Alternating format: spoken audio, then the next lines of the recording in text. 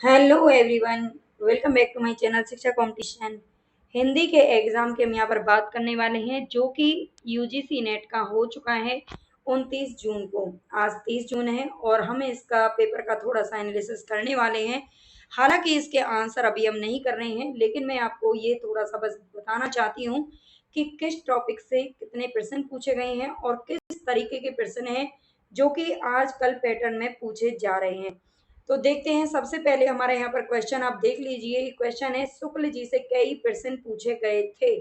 इस बात को आप गांठ बांध लीजिए कि अगर आप कोई भी हिंदी साहित्य की पेपर की तैयारी कर रहे हैं, चाहे वो टीजीटी पीजीटी हो, यूजीसी नेट हो या कोई अन्य एग्जाम, तो उसके लिए आपको शुक्ल जी को अच्छे से घोट करके पी लेना है। ठीक है, ये बहुत ही ज्यादा जरूरी है। शुक्ल जी को आपको पूरा पढ़ना है। ठीक है, आपको पढ़ना कैसे है और कहाँ से पढ़ना है वो भी मैं आपको बाद में बताऊंगी। और पहले हम इन क्वेश्चंस को देख लेते हैं। भारत दुर्दशा के अंकों का क्रम पूछा गया था। अगर आपने नेट का एग्जाम दिया है तो आपको पता होगा।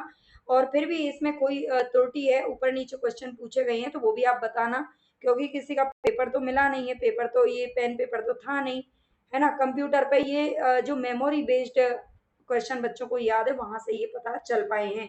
तो भारत दुर्दशा के अंकों का क्रम पूछा गया। अंधेर नगरी नाटक के अंकों का भी क्रम पूछा गया था।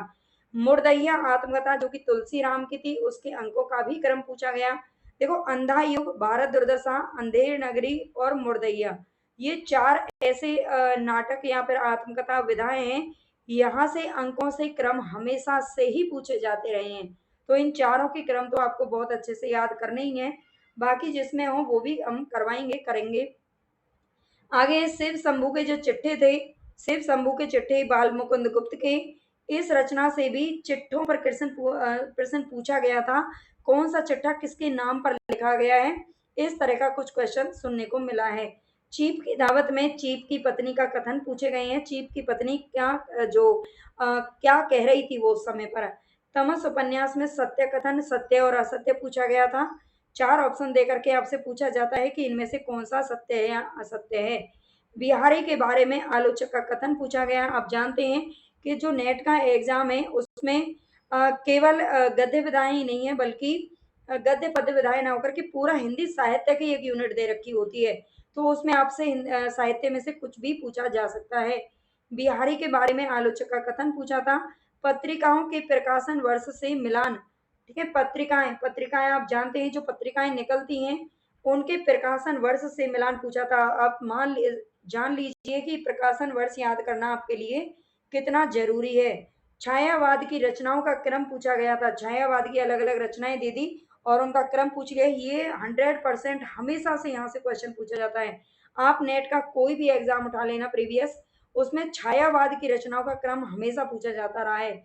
पद्मावत के संदर्भ में आचार्य शुक्ल का कथन पूछा गया था। पद्मावत के संदर्भ में पृथ्वीराज रासो में से सत्य कथन पूछा था। कौन सा सत्य है, असत्य है। नंद किशोर आचार्य किस सप्तक से हैं। नंद किशोर आचार्य चौथे सप्तक के कवि हैं और ये भी आपसे पूछा गया है। यहाँ पर आगे है बहुव्रीहि समास के विभिन्न प्रकारों का उनके उदाहरणों से मिलान। बहुव्रीहि समास के 4-5 उदाहरण आपको दे दिए गए और उनके उदाहरण से मिलान किया गया था। केवल ये नहीं पूछा था कि किसमें बहुव्रीहि समास है ना। बहुव्रीहि समास के उदाहरण भी आपको पढ़ने हैं। आज तक आपने तत्पुरुष के ही पढ़े होंगे, बहुव्रीहि के भी उदाहरण अच्छे से आपको पढ़ लेने होंगे, जो बच्चे आगे तैयारी करने की सोच रहे हैं, है ना। और वो ये वीडियो अगर देख रहे हैं तो थोड़ा सा अच्छे से इसको समझ लेना पड़ेगा। कृष्ण भक्ति शाखा के कवियों की रचनाओं का क्रम पूछा गया था। कृष्ण भक्ति शाखा के कवियों का, जो कि अष्टछाप के हमारे कवि आते हैं, नंददास, सूरदास, है ना, ये सभी आते हैं, रसखान, इनकी रचनाओं का क्रम पूछा गया था। मुर्दैया के पाठों का क्रम आया था। उसने कहा था जो कहानी है चंद्रधर शर्मा गुलेरी की, उसके संदर्भ में आचार्य रामचंद्र शुक्ल का कथन पूछा गया है। इसके बाद तमस उपन्यास में आए शब्दों के अर्थों का मिलान। ठीक है, तमस उपन्यास में जो शब्द आए हैं, शब्द के अर्थों का मिलान यहाँ पर पूछा गया है। रीतिकाल में पंक्तियों का क्रम पूछा गया है। ठीक है, छायावाद में रचनाओं का क्रम आया था और रीतिकाल से पंक्तियों का क्रम पूछा गया है। कहानी के पात्रों से मिलान करना, कहानी के पात्र दे दिए और किस कहानी का कौन सा पात्र है, इस तरह से मिलान करना आना चाहिए। कौन सी कहानी के किस किसका कौन सा पात्र है, ये आपको पता होना चाहिए। गोदान उपन्यास से कथन पूछा गया है और जो कथन था वो धनिया का था।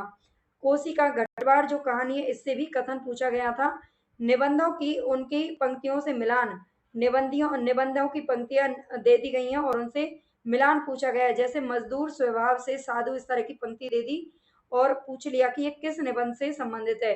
शिव मूर्ति निबंध से भी कथन पूछा गया था।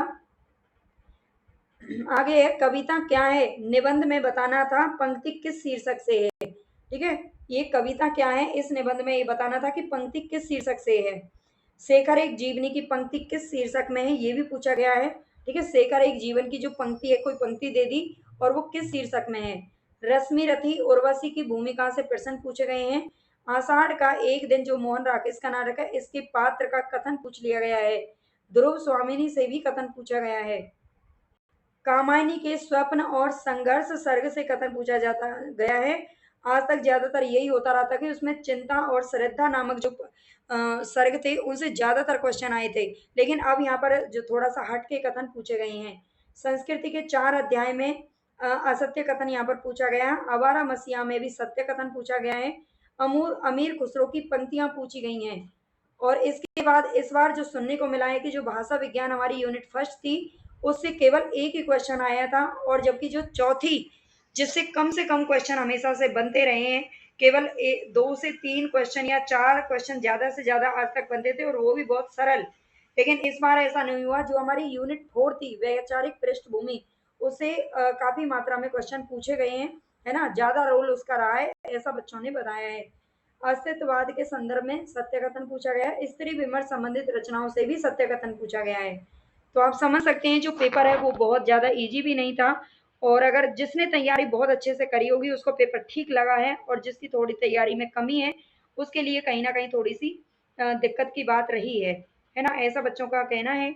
और बाकी देखते हैं 3 जुलाई से इसी चैनल पर शिक्षा कंपटीशन चैनल पर मैं यूजीसी नेट की तैयारी करवाने जा रही हूँ, है ना। और कम से कम प्राइस पर 6-7 महीने की वैलिडिटी, उसमें आपको मॉक टेस्ट, वन लाइनर और पीवाईक्यू भी मिलेंगे। साथ में आपको पूरी थ्योरी भी कंप्लीट कराई जाएगी। 3 जुलाई से क्लास स्टार्ट हो जाएंगी ऐप पर, शिक्षा कंपटीशन ऐप पर।